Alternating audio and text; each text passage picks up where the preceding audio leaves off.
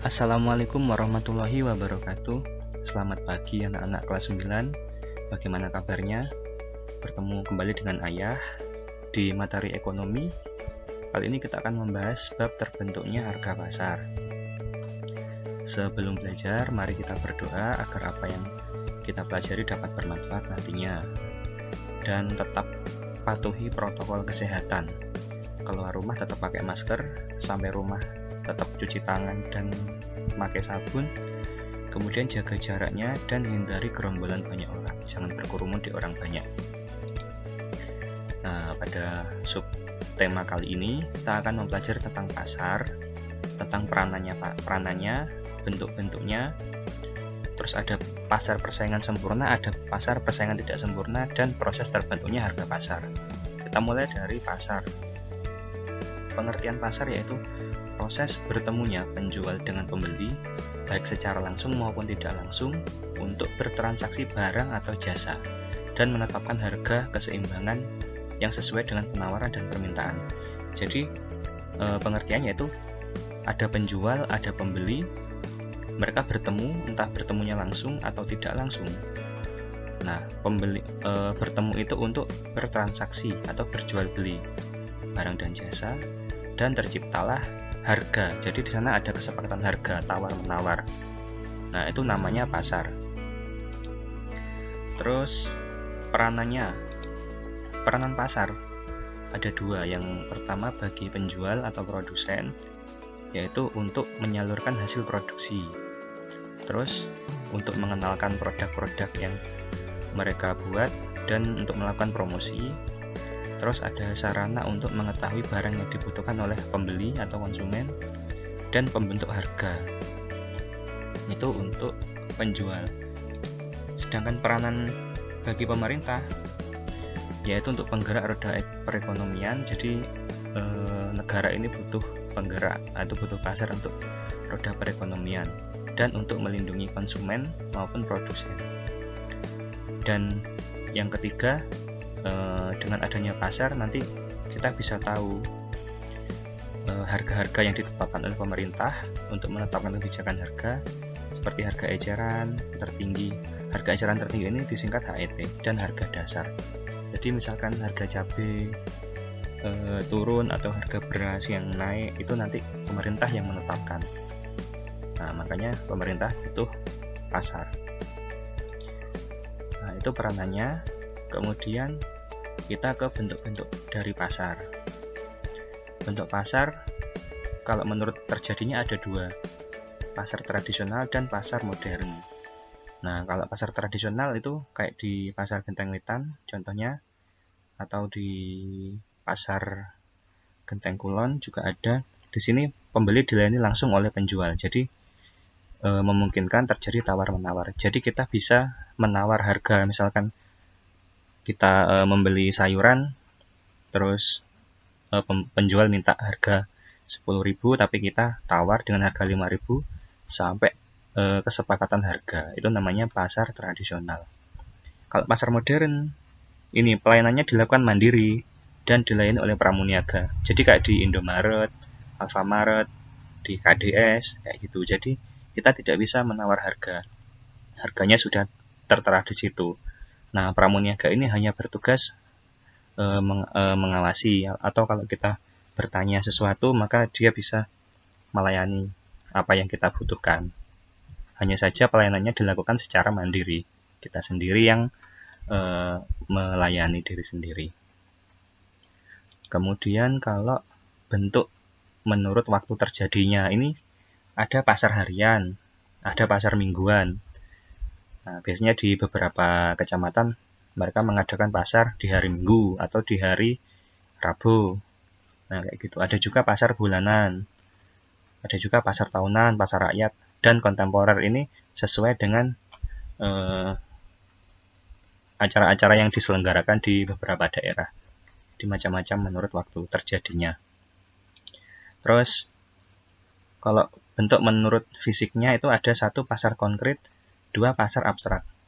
Kalau pasar konkret itu penjual dan pembeli bertemu langsung, dan barang yang dijual itu ada. Ya kayak pasar-pasar yang modern, pasar-pasar tradisional itu namanya pasar konkret. Jadi barangnya ada, pembeli dan penjual bertemu langsung. Sedangkan pasar abstrak, ini penjual dan pembeli tidak bertemu secara langsung.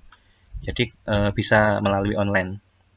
Kayak misalkan di aplikasi-aplikasi atau di aplikasi Gojek, GoFood, kayak gitu pasar abstrak. Jadi pembeli dan penjual tidak bertemu langsung. Tapi kita bisa membeli apa yang ditawarkan di aplikasi tersebut. Nah, kayak gitu contoh-contohnya. Ini ciri-cirinya harus berdasarkan rasa percaya dan lain-lain. Kayak gitu. Itu bentuk-bentuk pasar. Terus, perbedaan pasar persaingan sempurna dan tidak sempurna.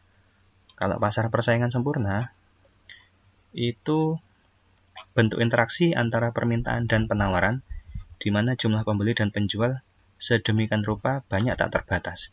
Jadi pasar persaingan sempurna ini pembelinya banyak sekali dan tak terbatas. Permintaan juga banyak, penawaran juga banyak. Kalau pasar persaingan tidak sempurna, ini kebalikannya dari yang tadi. Nah, contoh-contoh dari pasar persaingan tidak sempurna itu ada pasar monopoli, pasar oligopoli, pasar duopoli, pasar monopolistik, dan pasar monopsoni. Itu beberapa contoh dari pasar persaingan tidak sempurna. Jadi ada keterbatasan penawaran, ada keterbatasan permintaan, dan lain-lain. Kebalikan dari pasar persaingan sempurna.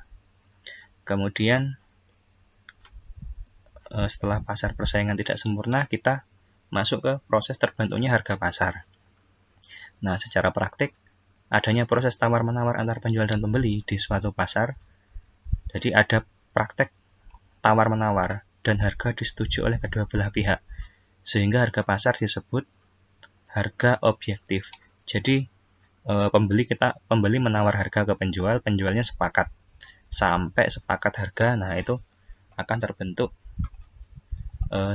namanya terbentuknya harga pasar. Nah, ini tabel permintaan dan penawaran. Jadi misalkan permintaannya 5.000, penawarannya 1.000, harganya 10.000. Jika permintaannya dari 5.000 turun 4.000, penawarannya malah naik 2.000, harga juga naik. Jadi permintaan semakin turun, penawarnya semakin naik. Ini kebalikan dari penawaran itu kebalikan dari permintaan. Harga sesuai dengan penawaran. Jika permintaannya semakin sedikit, harga juga semakin naik. Kalau barang-barang semakin langka kan, harga juga semakin mahal kan. Jadi permintaan sama harga ini berbarengan. Penawaran kebalikan dari permintaan.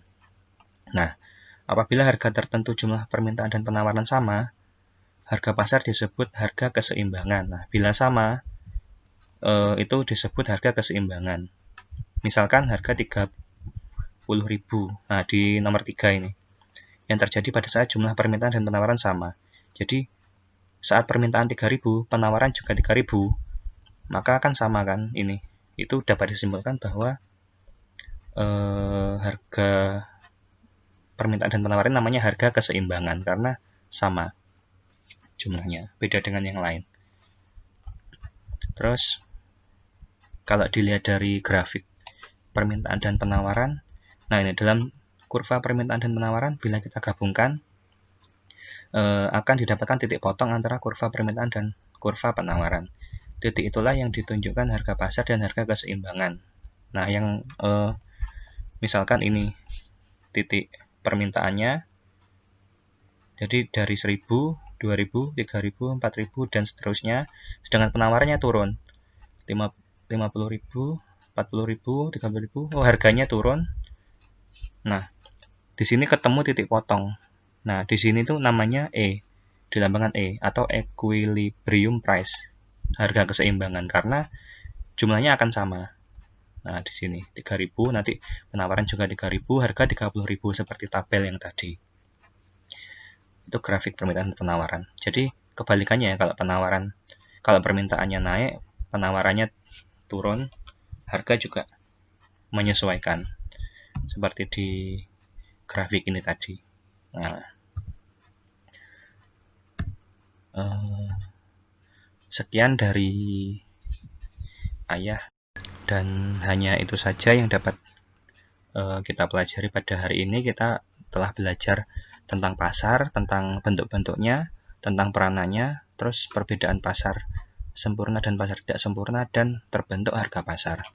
Kita ketemu lagi di pertemuan berikutnya. Semoga pertemuan kali ini dapat bermanfaat nantinya. Kita akhiri pertemuan kali ini. Mohon maaf apabila ada salah-salah kata. Wassalamualaikum warahmatullahi wabarakatuh.